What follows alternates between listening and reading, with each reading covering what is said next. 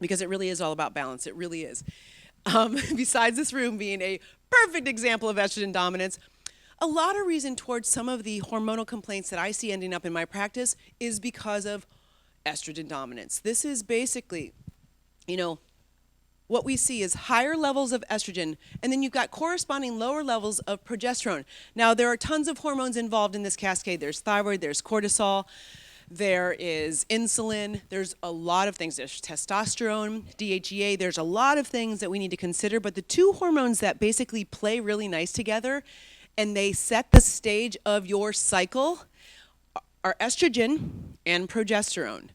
So let me just do, while I still have your attention early on in this lecture, a little bit of anatomy, physiology, I should say. Estrogen is dominant in the first half of the cycle because hormones deliver messages. That's what they do in the body. And estrogen's message is to tell cells to grow and proliferate, okay?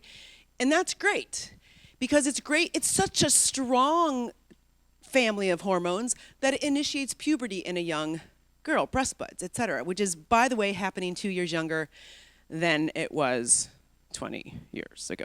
I have nieces. I am appalled. I'm like, you're not supposed to be happening this fast. You're supposed to stay a child. Why do you have breast buds? You are 10 years old. It's unbelievable to me, but we're going to talk about why, okay? And then, but estrogen out of balance with progesterone, you're going to get tissue proliferating that we don't want. That can be uncomfortable, certainly, but mostly it's dangerous, okay? Then progesterone, think about this, progestation.